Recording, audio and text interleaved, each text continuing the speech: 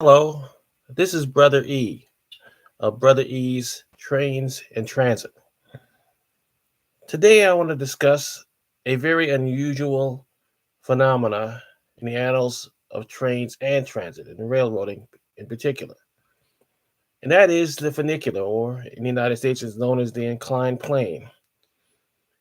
The funicular is unusual and unique in the sense that instead of going from point to point, it goes up and down, literally, on the side of a hill.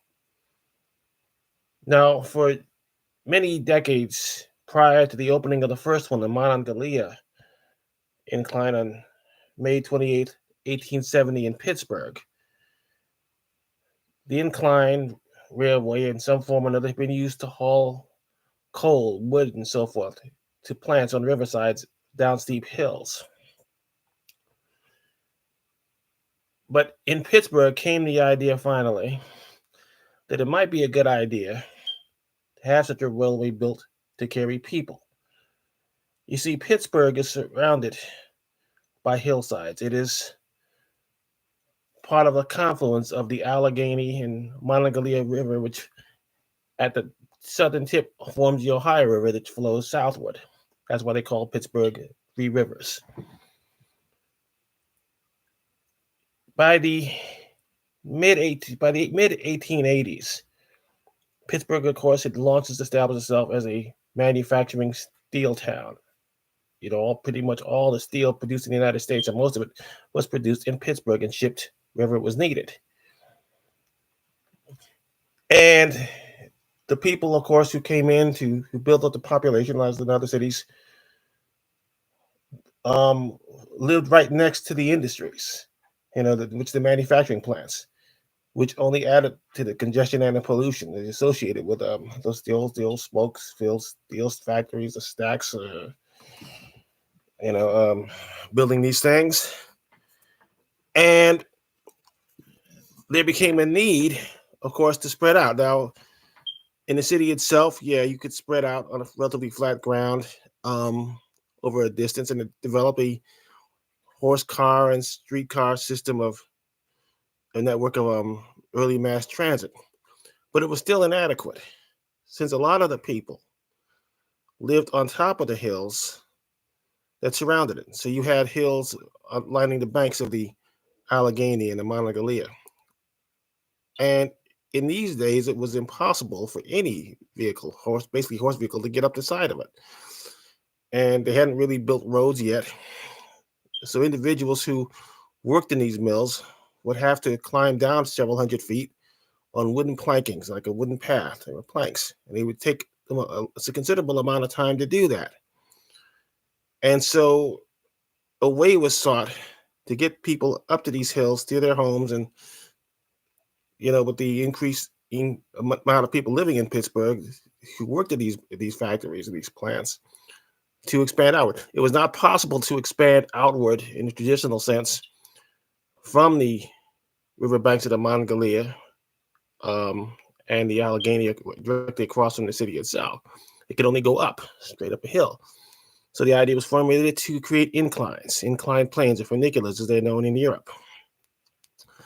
And these would be powered, as they are, the ones that remain are now, but not by an operator in the vehicle itself, but rather by an operator at one of the two station houses. Okay, on one level you'd have a station house with the gears, and the other lower level you'd have the same thing. And in some cases, the operator would be at the bottom. Sometimes he'd be at the top. But the inclined railway is something like this. This is a ornament or a model of the Duquesne incline in Pittsburgh, and it is literally like this. You have the inclined plane right here, and it goes up. It is pulled by a cable. Originally, the machinery was steam operated. In the 1920s, it converted to electricity. And it would have a platform that would be a level plane as it went up to the top of the thing. And you'd have two tracks for each passenger held incline. This is a ornament representing the Duquesne incline. The second one, not the second, but it was one of the early ones built in Pittsburgh between the opening of the Monongalia in 1870. This opened on May 20th, 1877, and is one of the two remaining in operation in the city of Pittsburgh. There's another one in Johnstown, Pennsylvania, not too far away, and hopefully it will reopen later this year after a couple of years of rehabilitation. But this, in its own way, helped move people to outlying areas instead of having to walk down what was often a treacherous wooden path, the hills from the top of the Duquesne and the Monongalia Hills. People could now ride this up for a reasonable fare, then go to their homes on the flatter ground outlying the hills. And this, of course, was a catalyst for urbanization, as was the streetcar, which spread outward more or less on a straight hill, or the cable cars in San Francisco. The hills in Pittsburgh were a lot steeper, let's face it, than anything in San Francisco, and that's saying a lot. And they were very short. And they spread to various cities across the United States. One of the most famous was Angel's Flight in the Bunker Hill section of Los Angeles. It was built open in like 1900, 1901, and it had a whole community development. And it was very helpful getting people from point to point. But unfortunately, during the redevelopment phase, and they decided to redevelop the area in the Bunker Hill section of Los Angeles, everything around the funicular or the incline was torn down. So by 1969, the only thing there was the funicular itself. Basically, you had all this open ground where buildings had been, apartments, homes, small businesses. And finally, in 1969, the Angel's Flight funicular was destroyed with the promise that it would be relocated a few years later. Well, that promise was not kept for another 20 or so years, to the mid-'80s. And it was moved several blocks away and then developed mechanical problems. A couple people were killed, and hasn't really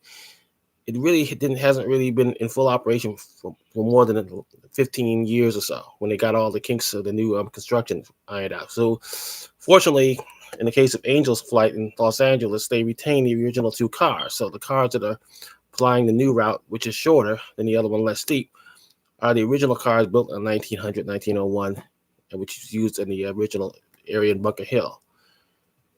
You have one you're not talking about the United States, you have funiculars in Johnstown. The funicular in Johnstown, I mentioned a few minutes ago, was built in response to the Johnstown flood, because when the Johnstown flood occurred around 1888 or something like this, the people in the lower regions were wiped out, were killed, because they had no viable means of escape. Had a funicular been there, more than a few would have been saved, because they'd have been able to get people up to the higher regions, at least those who weren't drowned in the initial flooding, but they would have had a way to get out of there. That's why they built funiculars. Pittsburgh had about a dozen of these, and the last one that closed, I forget the name, it was closed in 1964. It was not far from the Monongalia and the Duquesne. It was just east or west of it. And they had some on the Allegheny River. They were closed because by that time they built roads up the hills, and automobile traffic could easily navigate. If you spread out, you navigate to the top of those things, so people could commute that way and connect to the various streetcar lines. Then now they've been converted to a light rail to get where they had to go. And in Europe, you have these. Now, what I found interesting, I was in Lisbon last year, and it had 3 operating funiculars, incline planes. And what I found unusual about them is they had overhead wires. And when I first saw these, I wondered, what are the wires needed if it's cable operated, if it's pulled by cables going in different directions.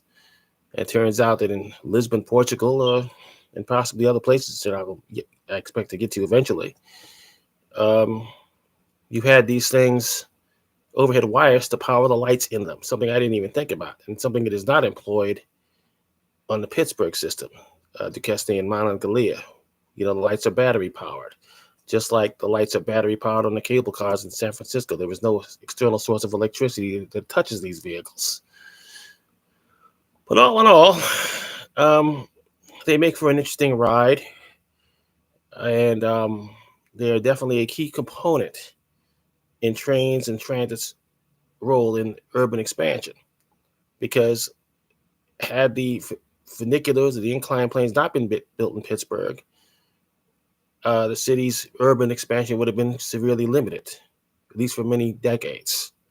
But they hastened urbanization. They hastened the expansion of Pittsburgh's urban borders beyond the hillsides that line the city just across the Allegheny and the Monongalia River. And that is why they are very important.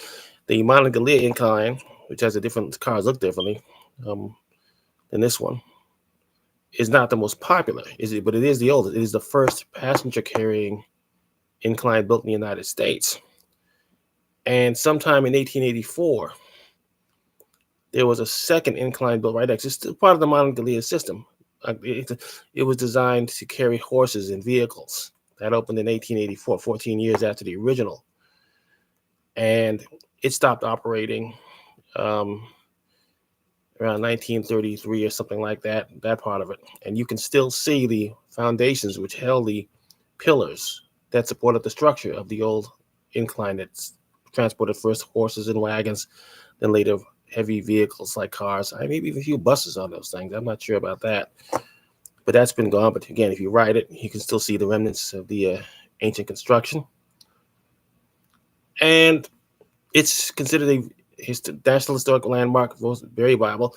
The Duquesne Incline, which I told you about just now, came very close with that. In fact, was closed in 1962 or 63, and the citizens raised such a stink over it because it's such a beautiful thing. It's like right at the confluence, right where you see, right near where the Allegheny and the Monongalia join the Ohio River. It's one of the most spectacular views of down Pittsburgh you can get. It was saved by citizen activism, and these individuals created a nonprofit corporation that exists to this day, which operated. The Monongalia, the first of its kind anywhere in the world, was turned over to city control decades ago, and has remained so since. So there's never been really any serious discussion of stopping it. And I kind of find that unusual. It was the first. Usually the first of something is usually the first to go in these cases. First L, whatever. First streetcar line, first cable car. They're usually the first to be eliminated for some reason. But the first occupied incline plane anywhere in the world, one that held passengers, is still in existence and still operates to this day.